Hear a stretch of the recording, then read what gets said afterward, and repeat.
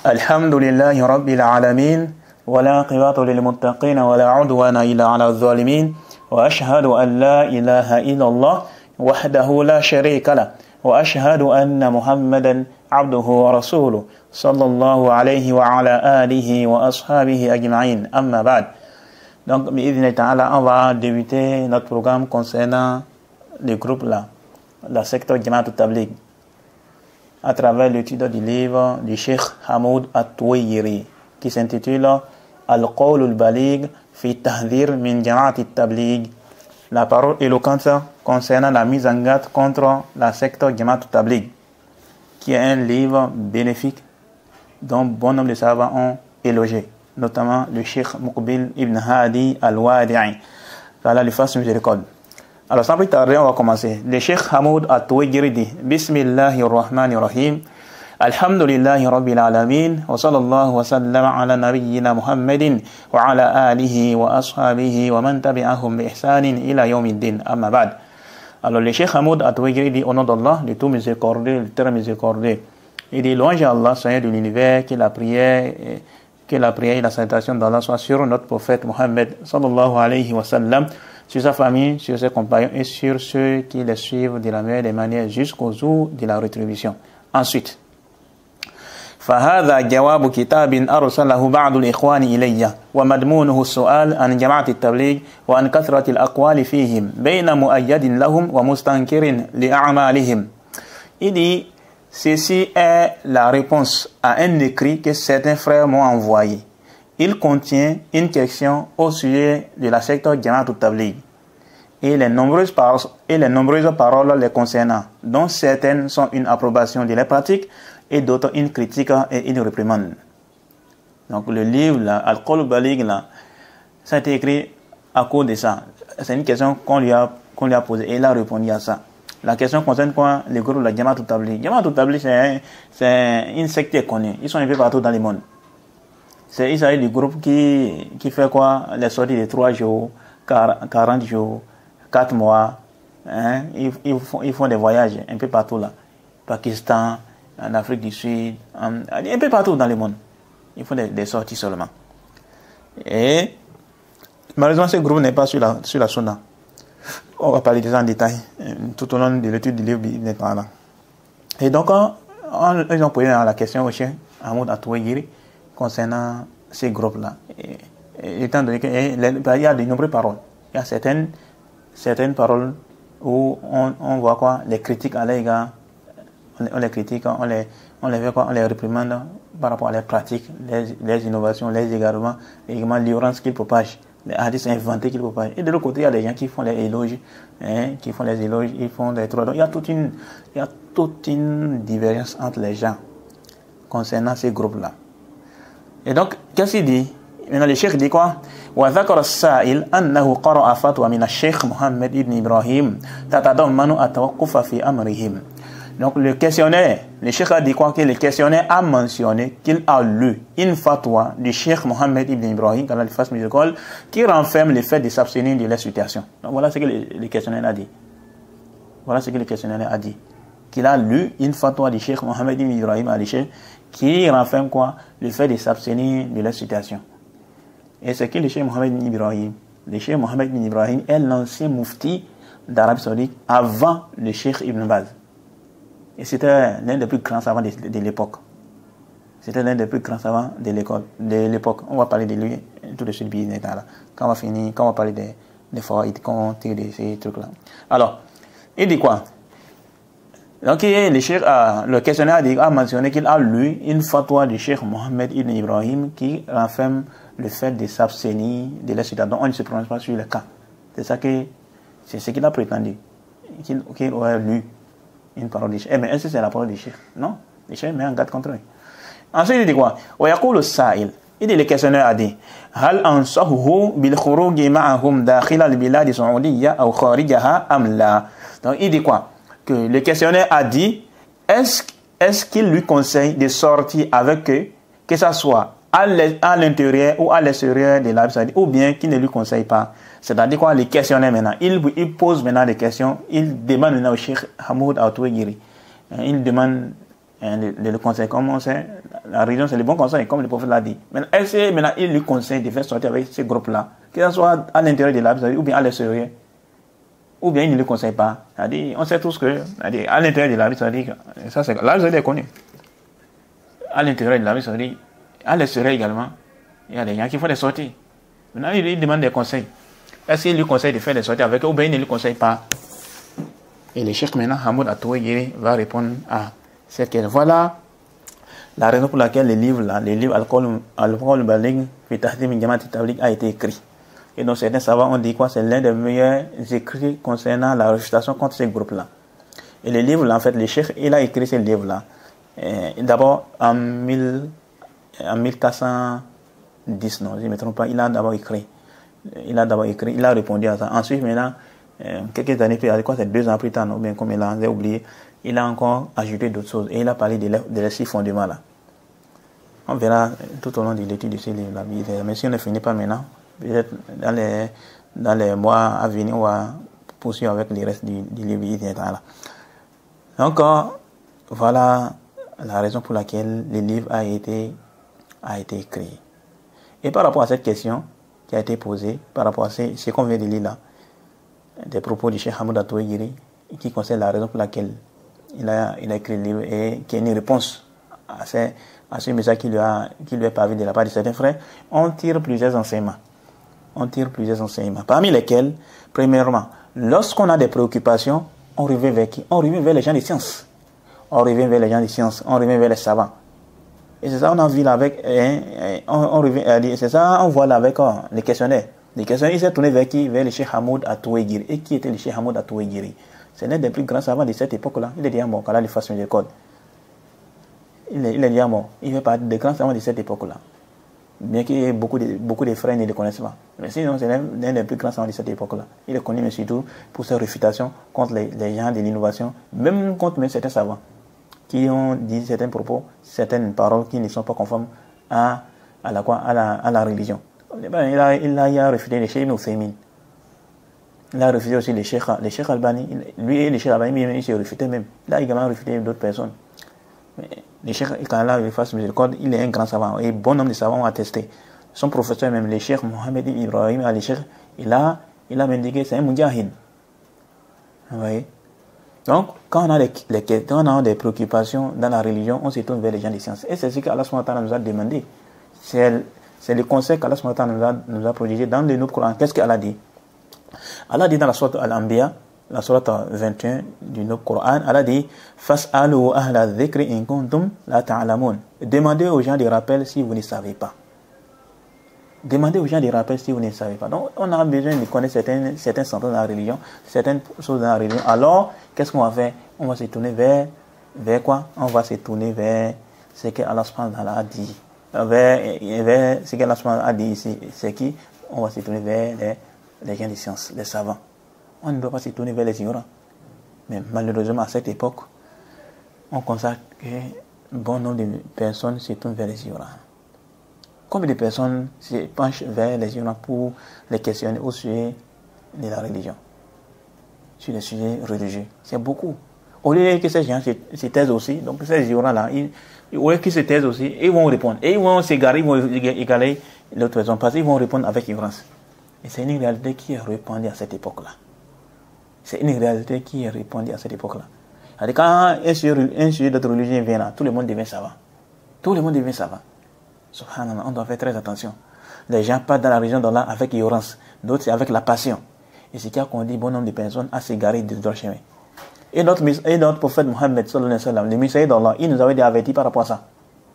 Qu'est-ce qu'il a dit? C'est vu dans les hadiths de Abdullah ibn Amr ibn As, qui est dans les 2 authentiques. Le prophète a dit, sallallahu alayhi wa sallam, quoi? Allah ne fera pas disparaître la science en enlevant directement aux hommes. Mais il la fera disparaître en faisant quoi? En faisant disparaître les savants. Jusqu'à ce qu'il n'en reste plus aucun. Alors les gens vont prendre pour chef des ignorants qui interroger, ils vont répondre sans la moindre science. Ils vont s'égarer eux-mêmes et ils vont égarer les autres. Combien de personnes aujourd'hui essaient de se retrouver dans ces cas-là? Quand on dit, quand c'est un sujet d'autre religion, quelqu'un vient poser la question, tout le monde devient savant. Ah non, je crois que, c'est sur les réseaux sociaux là, les Facebook et autres là. C'est beaucoup. Alors, au lieu de se tourner vers les gens des sciences, les gens vont se tourner vers les ignorants. Mais là, et ces gens là aussi, au lieu de se taire, ils vont répondre. Ils vont égarer les gens. Hein? Faut regarder. Il y a quelqu'un, on lui a demandé, il y a un frère, il y a un bon moment, on lui a demandé c'est quoi, il a demandé les piliers de l'islam. On lui répond la prière de 6 heures, prière de 14 heures, prière de 16 heures, prière de 19 heures et prière de 20 heures. Vous voyez ça? Il y a un autre, il dit quoi? On me demande les piliers de l'islam, il dit quoi? L'attestation de foi. On se couvrir la nudité.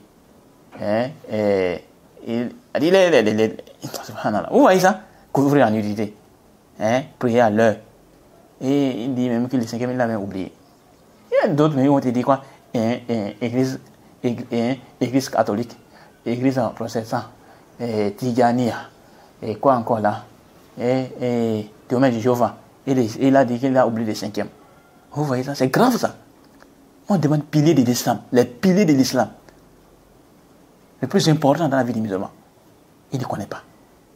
C'est grave ça. Mais si c'est des futilités, les gens sont champions dans ça. Si c'est des futilités, si c'est pour se moquer de la religion, prendre la religion comme un jeu de quoi? Un jeu pour s'amuser et autres là. Alors, commencer par se moquer, qui relève de la mécréance. Les gens vont se moquer de la religion, ils vont se moquer dans la soirée, ils vont se moquer même des pratiques religieuses, la prière, les jeûnes et autres là. Les gens sont champions dans ça. Et tu vois même des musulmans qui font même partage de ces genre de vidéos là. C'est grave ça. Mais en ce qui concerne les points importants dans la vie des musulmans qui concernent quoi? Les bases de la religion. Il est éloigné de ça. Il est éloigné de ça. On doit faire très attention. On doit faire très attention. On doit faire des efforts pour apprendre notre religion. Le prophète nous a dit, la recherche de la science, c'est une obligation qui incombe à chaque musulman. Donc nous sommes dans une obligation d'étudier notre religion. On ne doit pas être paresseux. On ne doit pas être négligent. On doit fournir des efforts pour apprendre notre religion. En commençant par les bases, les tawhid d'Allah, la ilaha illallah, l'attestation de foi, le premier pilier de l'islam. On doit bien cerner ça. Beaucoup de musulmans ignorent ça. On va voir même un peu devant quand on parle de la ilaha illallah. C'est grave ça. C'est grave. Et aussi, les gens qui vont poser des questions, il faut faire très attention. C'est pas à tout le monde qu'on pose des questions. C'est pas à tout le monde qu'on pose des questions. Il faut regarder. En ce qui concerne les affaires mondaines, là, les gens arrivent à bien cerner. Ils arrivent à bien s'orienter. On voit quand quelqu'un il a un proche qui est malade. Il va chercher un docteur qui est compétent, qui ne fait pas de mauvais travail. Ou bien son véhicule est gâté, ou bien sa moto est gâtée. Il va chercher un mécanicien qui est compétent. Ou bien son portable est quoi? Son portable a un problème, ou bien son ordinateur a un problème. Il va chercher un réparateur qui est quoi? Qui est compétent. Il va commencer. Est-ce que vous connaissez un réparateur compétent qui va me conseiller pour aller chez lui? Mais quand il s'agit de la religion, ce n'est plus le cas. Tout le monde devient savant. Tout le monde devient savant. C'est grave ça. Alors que c'est même au niveau de la religion, on doit même être quoi? On doit plus se comporter comme ça. Comment on se comporte avec les affaires mondaines? Donc on doit faire très attention. Si on a des préoccupations, on revient vers les gens de sciences. Et alhamdulillah, il y a également possibilité de poser la question à certains étudiants qui sont aptes à répondre, surtout dans les sujets comme quoi, en rapport avec Kitab Tohara, les chapitres de la purification, la prière, le jeûne, le hajj, ou bien également les sujets en rapport avec le tawhid d'Allah, les shirk et autres. Il y a certains qui peuvent vous répondre à ces questions. Mais il y a d'autres sujets, il y a certaines questions qui nécessitent des fatwas. Et tu vois, mais des sujets qui nécessitent des fatwas, mais les gens vont exposer sur les réseaux sociaux. Ils vont dire surtout les trucs en rapport avec les divorces là. En rapport avec les divorces, problème de couple là. Et tu vois, les gens ils sont en train de parler sans science. C'est très grave ça. C'est très très grave. Le fait de parler dans la religion sans science, ça c'est très très grave. Même si tu as dit la vérité, même si tu as ce que tu as dit c'est une vérité, le fait que tu as parlé sans science c'est très grave. Tu as combien de péchés? Même si ce que tu as dit, la réponse que tu as donnée c'est une vérité. Mais du fait que tu t'es basé sur quoi? Sur l'ignorance pour donner la réponse. Tu as parlé avec ignorance. À cause de ça là, tu as combien de péchés? Ibn Qayyim en parle. Donc on doit faire très attention. on doit faire très attention. Avant de parler dans la religion d'Allah, on doit s'assurer qu'on a une science par rapport à ça. Si on n'a pas de science, on se tait. On ne doit pas dire non, je pense que, je crois que, je pense que, je crois que. Il faut laisser ça de côté. C'est la religion, c'est Allah a dit, le prophète a dit, les compagnons ont dit, les salafs ont dit. Parce que nous sommes tenus de suivre le Coran et de le comprendre, ainsi que la sunna du prophète sallallahu alayhi wa sallam, en se conformant à la méthodologie et à la compréhension de qui? Des salafs salih, des pieux prédécesseurs. Si on se garde de ça, on se garde du droit chemin. Donc, parmi les enseignements, il y a quoi? Le fait que quand on a des préoccupations, on revient vers les gens des sciences. On ne se tourne pas vers les ignorants ou les gens des passions. Également, parmi les enseignements qu'on tire de ces tests-là, c'est que quoi? La situation du groupe Jamaat Tabligh suscite beaucoup de polémiques entre les gens. Il y a certaines personnes qui font les éloges et approuvent leur manière de faire la prédication. Il y a d'autres qui font les quoi? Qui les blâment. Il y a d'autres, de l'autre côté, il y a des gens qui les critiquent, qui dévoilent les égarements et autres là. Et par rapport au premier cas là où les gens qui font les gens qui approuvent les manières de faire la prédication, il y a certains même qui sont même arrivés à dépasser les limites en prétendant mensongèrement qu'ils sont quoi? Qu'ils sont meilleurs que les savants, que les Jamaat Tabligh sont meilleurs que les savants. Et tu vois même certains ignorants répéter cette bêtise là. Non, comme les Tabligh sont meilleurs que les savants. Pourquoi? Parce qu'eux ils font des sorties, les savants ne font pas des sorties. Subhanallah. Les sorties là on va parler de ça un peu devant Inch'Allah. Parmi également, et ça me rappelle, en 2015, il y avait Oussal Chito, il avait fait une conférence là, c'était la semaine qu'il avait invité, en ce moment-là. Il avait fait une conférence là en 2015, dans la salle là, la salle de conférence là où il y a l'ILACI là, au campus IAC ici là, à côté ici là. Il y avait, Oussal Chito avait fait une conférence là. Et dans la conférence, après avoir fini de faire la conférence, il avait quoi? Il avait demandé, il y avait certaines personnes qui avaient posé des questions, et c'est là qu'il y avait un frère qui avait posé la question sur Jamaat Tabligh là. Et c'est là, aussi, tu avais dit quoi? Ah, ces groupes, c'est vrai, ils font des efforts pour parler de l'islam et autres là. Ils vont faire les dawa et autres là. Mais il dit, mais, quand il a dit mais là, à tout le monde qu'on va dire dans la salle de conférence. Il a dit qui connaît? Ils étaient présents. Ils avaient levé la main. Il a dit quoi? Il n'aime pas aller chercher la science. Il a dit oui, il a dit vrai. Vous voyez bien, non, c'est un grand nager. Le fait déjà que quelqu'un ne cherche pas la science. Il ne vit pas dans la région. Il va faire quoi? Il va faire trop de dégâts. Après, on dit non, telles personnes ont été la cause de notre conversion et autres. On va venir sur ça après, Inch'Allah. Oui, non. Donc, également, parmi les enseignements qu'on tire également, il y a quoi? La lecture des fatwas de certains savants la lecture des fatwas de certains savants peut poser des problèmes à certaines personnes. Et cela est indiqué par la parole du questionnaire là. Il a dit qu'il a lu une fatwa du Cheikh Mohamed Ibrahim qui contient quoi, qui renferme le fait de s'abstenir de la situation. Mais est-ce que c'est ce que le Cheikh a dit? Non. Le Cheikh met en garde contre eux. Le Cheikh il fait partie des premières personnes à mettre en garde contre Jamaat Tabligh. Il a même dit qu'on ne doit pas les permettre de venir ici en Arabie Saoudite. Le Cheikh Mohamed Ibrahim a dit Cheikh. Et en fait, ce livre a été écrit après le décès de Cheikh Mohamed Ibn Ibrahim, parce que le livre a été écrit en 1410. Non. Et à ce moment-là, le Cheikh Mohamed Ibn Ibrahim il est déjà décédé. C'est quelqu'un qui est le Cheikh là. Le Cheikh là, il ne fait pas de grands savants de cette communauté-là. Il est le Cheikh du Cheikh Ibn Baz, le Cheikh Fawzan. Donc il est le professeur du Cheikh Ibn Baz, du Cheikh Ibn Uthaymin, du Cheikh Fawzan, du Cheikh Ahmed Al-Najmi, du Cheikh Ahmad Al-Ansari, du Cheikh là, Abdullah Al-Qara'awi, le vrai vivificateur de la Dawa au sud de l'Arabie Saoudite. Il est le Cheikh, il est le professeur de beaucoup de savants. Le Cheikh Salih Al-Ouhidan, le Cheikh Abdullah Al-Humayd et bien d'autres savants. Il est le grand-père du Cheikh Salih Ali-Cheikh. Le Cheikh Salih Ali-Cheikh est le petit-fils du Cheikh Mohamed Ibrahim Ali-Cheikh. Et c'était l'ancien mufti d'Arabie Saoudite avant le Cheikh Ibn Baz. Et c'était un grand savant. On dirait que c'est un titan, comme on dit chez nous ici là. C'est un titan dans toutes les disciplines, que ce soit dans la langue arabe, que ce soit dans le fiqh, que ce soit dans les hadiths, que ce soit dans l'usul fiqh, que ce soit dans les tafsir, que ce soit dans toutes les disciplines. C'était une référence. Elle a excellé dans toutes les disciplines. Qu'Allah lui fasse miséricorde. qu'Allah lui fasse miséricorde. Et c'est un aveugle. Ça nous montre encore le fait d'être aveugle, ça n'empêche pas d'étudier. Il faut regarder, il est aveugle. Mais avec ça, il avait énormément de sciences. Les Cheikh Ibn Baz était aussi aveugle. Mais avec ça, il avait énormément de sciences. Il faut regarder. Même les aveugles, ils ont excellé dans quoi? Dans la compréhension de la religion. Alors qu'en est-il de toi? Qui a tes deux yeux sont en bonne forme. Tes mains sont en complet. Il n'y a pas d'handicap en toi. Au lieu de faire des efforts pour apprendre la religion, tu es là à vaguer aux futilités. On doit faire des efforts. C'est un grand savant, le Cheikh là. Il fait partie aussi, le Cheikh Hamoud Atouegir aussi, il a étudié auprès de lui. Bon nombre de savants. Beaucoup de ses étudiants sont déjà morts. Celui dont je connais qui est encore en vie là, c'est le Cheikh Fawzan, parmi ses étudiants. Vous savez quoi, le Cheikh Abdou Mohsen Al-Abad aussi, il fait partie aussi des étudiants du Cheikh Mohamed Ibrahim Ali Cheikh.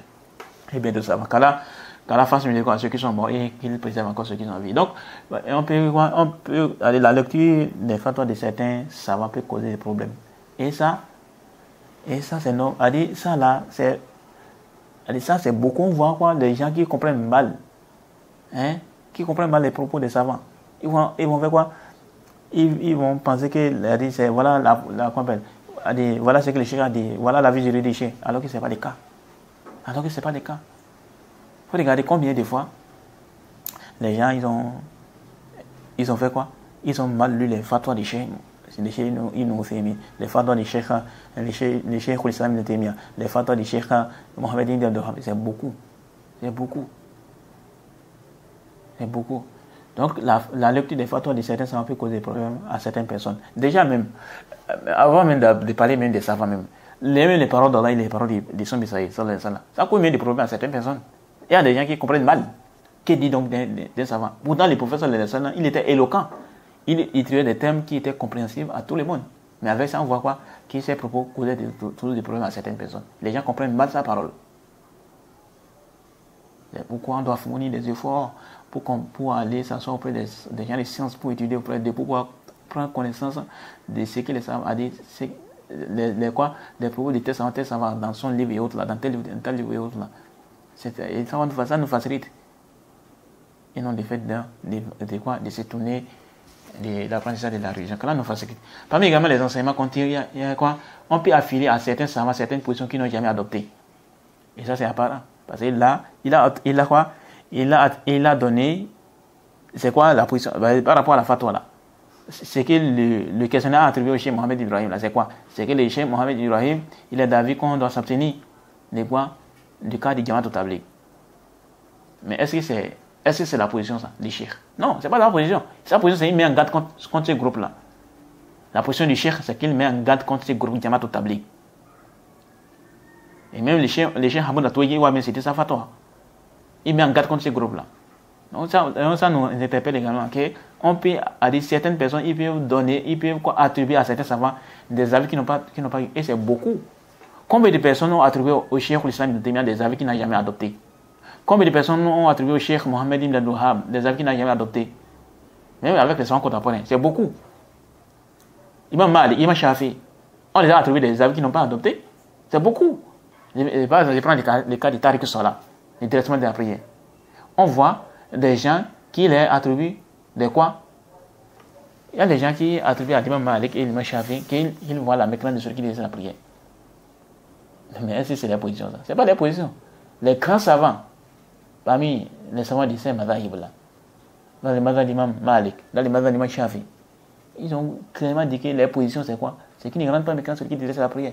Plus que ça, d'autres savants même, dans les autres mazahib, Ibn Qudama, le Cheikh l'Islam Ibn Taymiyyah, Ibn Qayyim al-Jawziyya et bien d'autres savants, ils te confirment que ces savants-là, ils ne rendent pas mécanique celui qui délaisse la prière. Donc, comment quelqu'un vient là maintenant, il va dire non, quel est ce savant, il voit la mécanique de ceux qui délaissent la prière.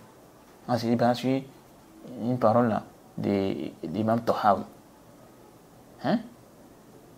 Parce qu'il veut coûte démontrer que quand la délaissement de la prière, il y a un consensus sur ça. Alors que ça ne passe pas. Ibn Qayyim al-Jawziyya, il te cite. Les savants citent la divergence. Accepter qu'il y a une divergence. Oui, il dit, tu peux ne pas être d'accord avec l'avis qui dit que ce n'est pas de la mécréance. Mais venir dire qu'il n'y a pas de divergence, ça, il n'y a aucun doute, c'est une parole qui est caduque.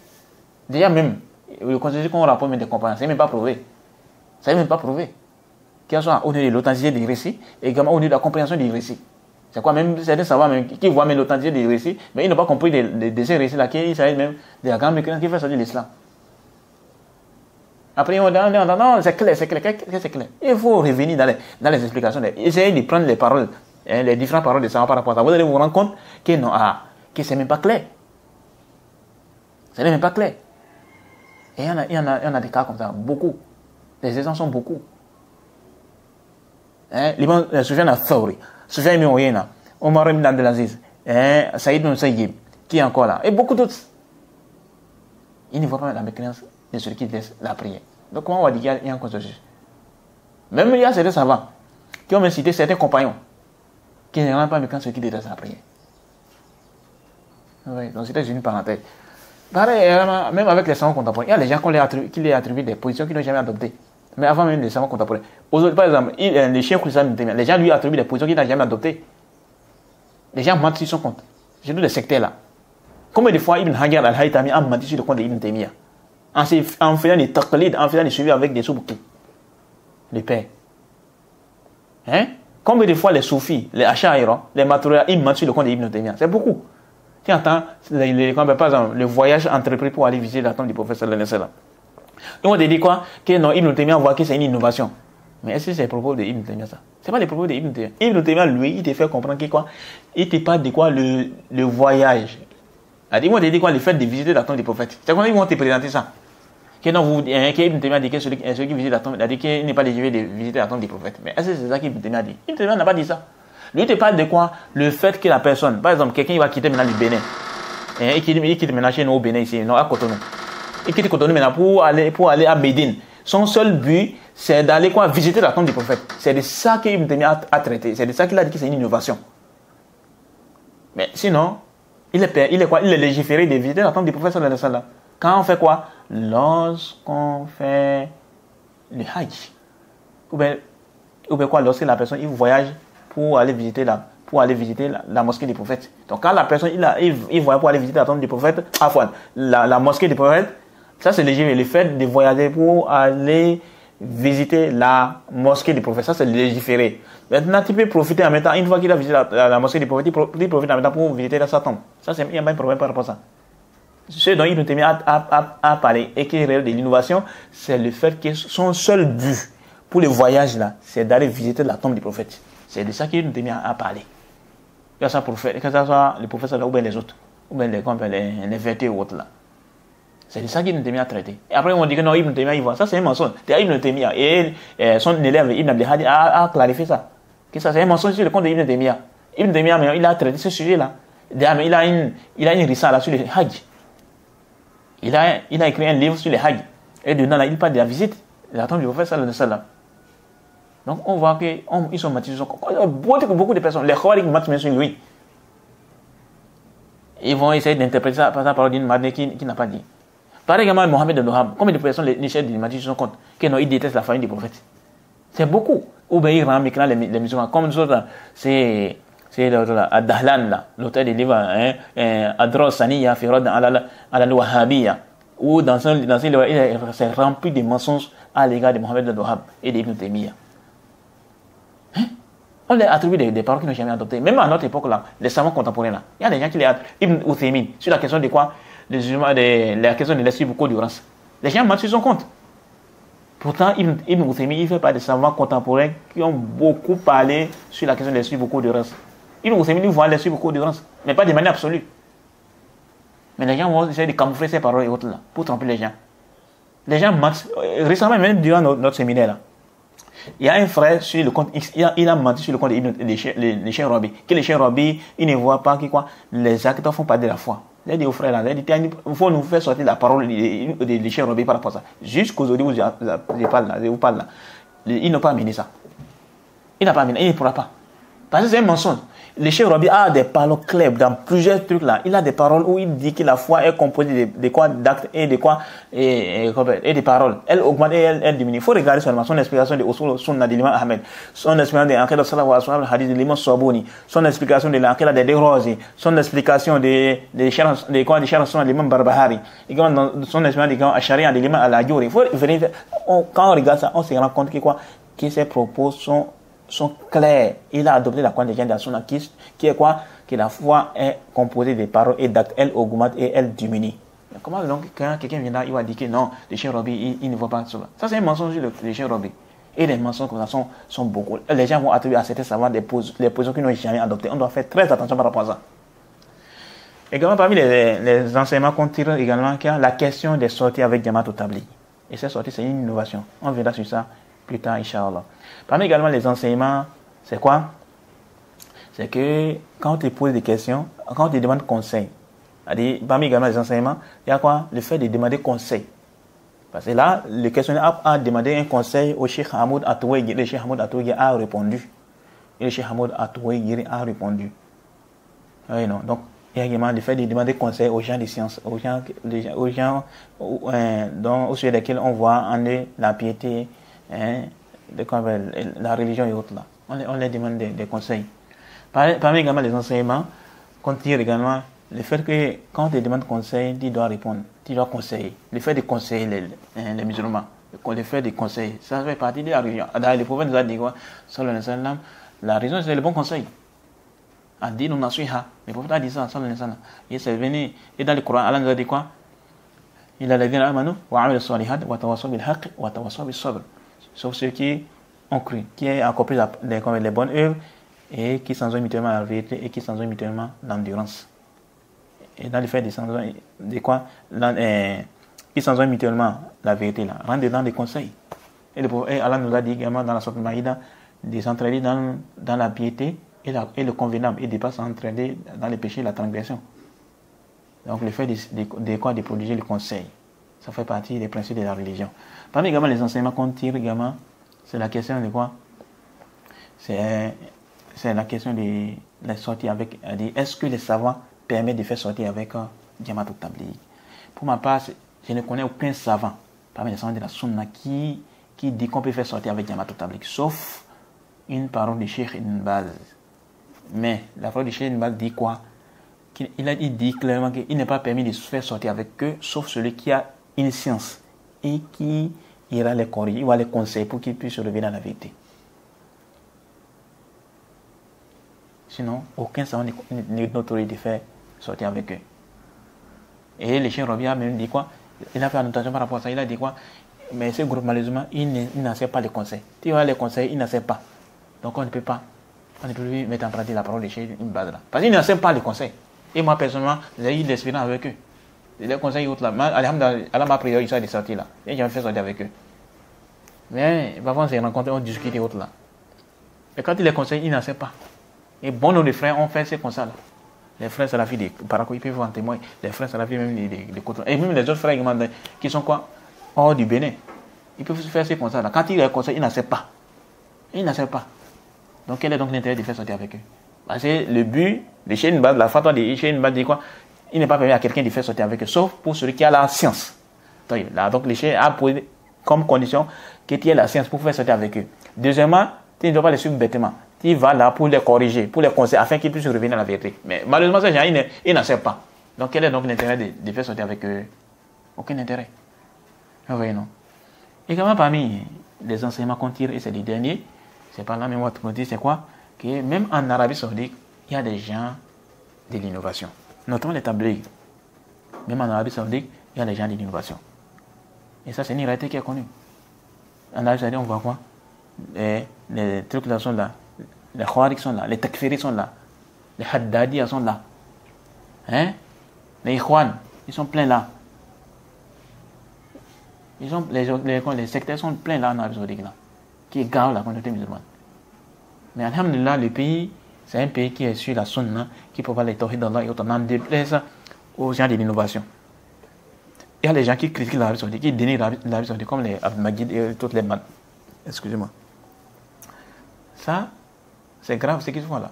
Là, il n'y a aucun pays sur cette terre-là qui défend l'islam plus que l'Arabie Saoudite. Qui promouvoir, il n'y a pas un pays sur cette terre, à ma connaissance, je ne connais pas un pays sur cette terre-là qui fait la promotion des valeurs de l'islam, des enseignements islamiques plus que l'Arabie Saoudite. Ça n'existe pas. Encore que c'est même ces pays qui cheminent sur la voie des salafs. Bien que certains sectaires, ils essaient de rendre mécréants les dirigeants de ces pays-là, sous prétexte qu'ils ont fait des camps, ils ont signé un pacte avec les Américains. Ça, c'est violence. Alhamdulillah, ils ont refuté les ambiguïtés. Mais sinon, l'Arabie Saoudite, ce qu'il fait pour la communauté musulmane, ce qu'il fait pour l'islam, on ne peut même pas compter. Qu'Allah les récompense de la meilleure des manières. Oui, c'est un pays où il y a des manquements. Avant tout, sur les êtres humains. Il y a auprès des compagnons, il y avait des manquements auprès de certains compagnons. Donc, il dit donc de ceux qui ne peuvent jamais atteindre les rangs des compagnons. Avant tout, sur les êtres humains. Donc, ils peuvent avoir des manquements. Mais il faut quand même reconnaître ce qu'ils fournissent comme effort. Pour faire quoi? Pour l'avancée de cette région. Il faut regarder, ils ont mis en place plusieurs choses là. Il faut regarder les bourses qu'ils octroient aux étudiants. C'est beaucoup. Dans chaque pays. Quand il y a des convents, chaque année, ils octroient des milliers, ils octroient à des milliers d'étudiants des bourses, à milliers de personnes des bourses, pour qu'ils puissent venir étudier, surtout, notamment à l'université islamique de Médine. Mais avec ça, tu vois, les gens sont ingrats, en train de critiquer l'Arabie Saoudite. Oh non, ils ne font rien pour les musulmans. Ah bon? Il faut vous asseoir, essayez de méditer. Par rapport, histoire d'argent, juste au niveau des bourses seulement. Uniquement au niveau des bourses seulement. Puis c'est eux qui se chargent de quoi? L'histoire des visas, les billets d'avion et autres là. Ce sont eux qui se chargent de ça. Il faut méditer par rapport à ça. Maintenant, une fois que l'étudiant est arrivé là-bas, on lui donne quand même quelque chose pour pouvoir subvenir à ses besoins. Et asseyez-vous et méditez par rapport à ça. Ça ne suffit pas. Pour reconnaître au moins quand même les efforts de l'Arabie Saoudite concernant quoi? Concernant l'avancée de la religion islamique. Quand il facilite l'étude de la science aux étudiants. Il les fait quitter les pays pour venir étudier là-bas en Arabie Saoudite, notamment à Médine, pour qu'ils puissent étudier à l'université islamique de Médine. Ensuite, maintenant, ils vont repartir pour aller enseigner ça. Ça, c'est ça. L'une des meilleures œuvres par laquelle on se rapproche de c'est quoi? La recherche de la science. Donc, et ils ont mis en place des moyens pour te faciliter à étudier la religion. Et tu viens les critiquer. Subhanallah. C'est grave ça. C'est l'ingratitude ça. Ça oublie également les aides humanitaires qu'ils font à beaucoup de musulmans dans le monde entier. Notamment, il faut regarder, même quand il y a eu tremblement de terre, il faut regarder les aides que l'Arabie Saoudite a fait. Les aides que l'Arabie Saoudite a fait pour les pays qui étaient atteints des tremblements de terre. C'est beaucoup. La Palestine, il faut regarder les efforts que l'Arabie Saoudite a mis en place pour pouvoir aider les Palestiniens par rapport à ce qui se passe là-bas. Les prix qui les a touchés. Au point même, l'un des ministres a reconnu, il a dit quoi? Qu'il n'y a pas un pays sur cette terre-là qui les a beaucoup aidés plus que l'Arabie Saoudite. Il y a une parole comme ça, dans les sens. Il y a un message selon les sens. Il y a un communiqué comme ça. D'un des ministres de la Palestine qui avait parlé par rapport à ça. Et après, tu vois les gens qui sont ingrats, en train de critiquer l'Arabie Saoudite. En train de les critiquer. Oh non, c'est là. Parfois même, les gars, s'ils ne sont même pas des oreilles, ils vont les critiquer par rapport à ça. La Syrie. Il faut regarder les aides que l'Arabie Saoudite a amenées aux Syriens. Même, il a même fait en sorte que certains puissent entrer librement en Arabie Saoudite. Et ils ont octroyé à d'autres personnes les bourses pour qu'ils puissent étudier. Mais avec ça, tu vois toujours les gens qui critiquent l'Arabie Saoudite. C'est grave ça. Pire, mais il y a les gens qui mentent. Les gens qui mentent sur le compte de l'Arabie Saoudite. En train de les critiquer, en train de les rabaisser, en train de mentir, les calomnier. Les jours derniers, vous allez répondre devant Allah subhanahu wa ta'ala par rapport à votre injustice à l'égard de ces pays-là. La moindre des choses, c'est quoi? C'est d'invoquer Allah subhanahu wa ta'ala pour ces pays-là. Ou bien on se tait. Mais le fait de les dénigrer, les rabaisser, attaquer les dirigeants, on dit, oh non, ils emprisonnent les savants. Quels savants? Qui sont ces savants-là? Ils emprisonnent. Mohamed Arifi, Atourifi, qui encore? Ahmed Al-Hazimi, Khalid Al-Rashid, ou bien qui? C'est des égarés. Khalid Al-Rashid qui a été emprisonné, pourquoi? À cause de ses Parmi les raisons qui ont fait en sorte qu'on l'a emprisonné, il y a quoi? La question de quoi? Le fait qu'il finançait les terroristes. C'est un savant, ça?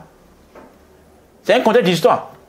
Rempli des hadiths inventés, des hadiths à dormir debout, des histoires à dormir debout. C'est ça seulement qu'il connaît. Après, il va essayer de prendre les gens par les sentiments, en pleurant et autres. Et les gens sont trompés. Sinon, quelle science bénéfique lui enseigne? Si ce n'est pas des histoires à dormir debout. Hein? Des histoires inventées. La proposition des hadiths inventés, hadiths faibles, dans ces interventions. Ça ajoute à cela maintenant, ses financements, le fait qu'il finançait les terroristes et autres là. Et on l'avait emprisonné. Maintenant, les gens viennent critiquer. Ce sont eux qui ont, les gens qui ont été emprisonnés là. Ce sont eux qui ont été la cause de ce qui s'est passé en Syrie, non? Les Mohamed Arifi, les Mohamed Hassan de l'Égypte, les Youssou Kordowi, ce sont eux qui ont été la cause de ce qui s'est passé en Syrie, non? À l'époque.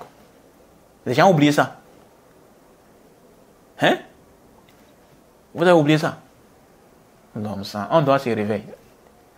Oui, c'est un pays qui a des défauts. On n'en dit se convainc pas. Mais quand même, il faut quand même reconnaître les efforts qu'ils font pour cette religion, pour les musulmans. Après, on parle le pas qu'ils ont fait avec les Américains. Mais le prophète, il avait fait un pacte, non? Avec les mécréants, non? Le pacte d'Al-Hudaybiyah. Il faut méditer. Quand il regarde le pacte là, il y avait de l'injustice à l'égard des musulmans, non? Si le prophète était vivant à notre époque, là, il faisait ça. Les gens vont les critiquer. Je suis sûr que certains les gens vont les critiquer. Certains musulmans vont les critiquer par rapport à ça. Et à voir des Amaleks qui se comportent vis-à-vis de l'Arabie Saoudite. Tu vas te dire que si c'était même à l'époque du prophète là, quand il a signé ces contrats là, ces pactes là, des non-agressions là. Ah. Et il y avait de l'injustice dedans. Au point où ils ont fini de signer les pactes, il y a un compagnon qui a quitté la Mecque pour rejoindre le camp des prophètes et ses compagnons. Ils l'ont retourné. Parce que le pacte a été déjà fait, a été déjà conclu. Et ils vont dire quoi par rapport à ça? On doit se réveiller, on doit étudier notre religion. Ne soyons pas trompés par les gens qui essaient de nous avoir avec les sentiments, des mensonges, des tromperies et autres là. On doit se cramponner au lieu d'aller à la sunna du prophète en se conformant à la voie et à la méthodologie de nos salafs salih. Sinon nous sommes dans une grande perdition. qu'Allah nous guide et qu'Allah nous assiste. Et on va s'arrêter là. Subhanakallah wa bihamdika ashhadu an la ilaha illa anta astaghfiruka wa atubu ilayk. Assalamu alaikum wa rahmatullahi wa barakatuh.